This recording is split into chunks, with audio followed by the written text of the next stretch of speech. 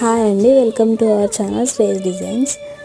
Before షార్ట్లో అయితే మనం ఓన్లీ బ్యాక్ పార్ట్ చూసాం కదా, దాన్ని ఇలా ఫినిషింగ్ ఇచ్చానండి.